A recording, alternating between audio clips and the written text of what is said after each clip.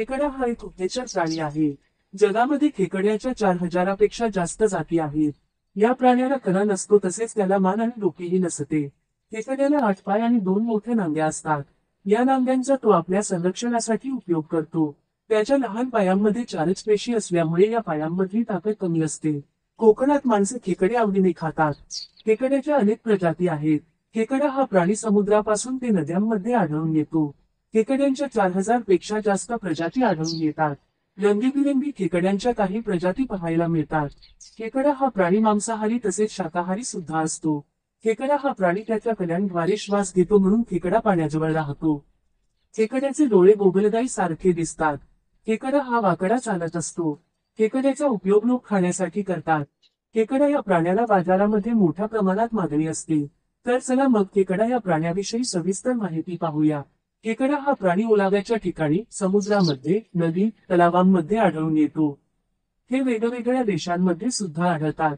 जसे Bharat, Britain, Europe, America येथे खेकडे मुख्यतः समुद्रकिनारी किंवा नद्यांमध्ये आढळतात. नद्यातील खेकडे बिळामध्ये राहणे पसंत करतात. चीन या देशात सुद्धा मोठ्या प्रमाणात खेकड्यांची शेती केल्या जाते.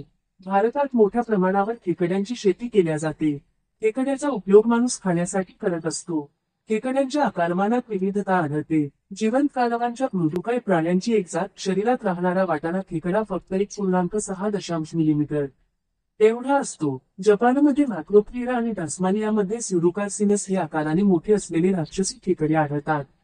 ऑस्ट्रेलियामध्येही राक्षसी खेकडे आढळतात. या खेकड्यांच्या कवचाची रुंदी सु. 30 सेंटीमीटर असून पायाची लांबी सु. 120 सेंटीमीटर असते. भारतातील चिल्का सरोवरात आढळणाऱ्या सिला सेराटा या खेकड्याची रुंदी 46 सेंटीमीटर पर्यंत असते. ब्रिटन, युरोप आणि अमेरिकेत खेकडे पकडण्याचा उद्योग फार मोठ्या प्रमाणावर चालतो. भारतात देखील या उद्योगाचे प्रमाण फार मोठे आहे. भारतात कोळंब्यांच्या खालोखाल खेकडे पकडले जातात. सबंध इंडो पॅसिफिक प्रदेशात सिला आणि नेपच्यूनस हे खेकडे समुद्रापासून मिळणारे महत्त्वाचे अन्न समजले जातात. महाराष्ट्राला 720 कि.मी. लांबीची विस्तृत किनारपट्टी आणि अथांग निराशार अरबी समुद्राची किनार लाभली आहे.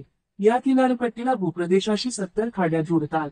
काही ठिकाणी प्रदूषणाचा अपवाद वगळता हे क्षेत्र निमखाऱ्या पाण्यातील विविध प्रकारच्या मत्स्य संवर्धनासाठी उपयोगात आणले जाते.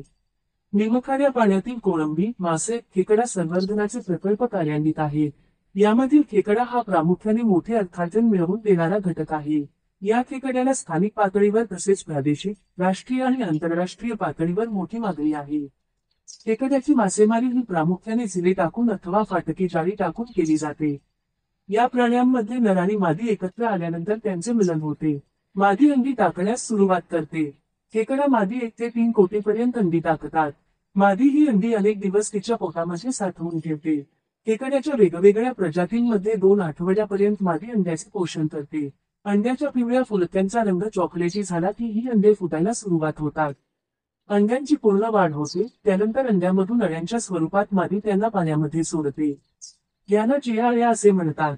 या प्राण्यांमध्ये वेगवेगळ्या जातीच्या जियाळ्यांच्या स्वरूपाचा कालावधी मात्र वेगळा असतो. साधारणपणे ही अवस्था म्हणजे 40 दिवसांची असते.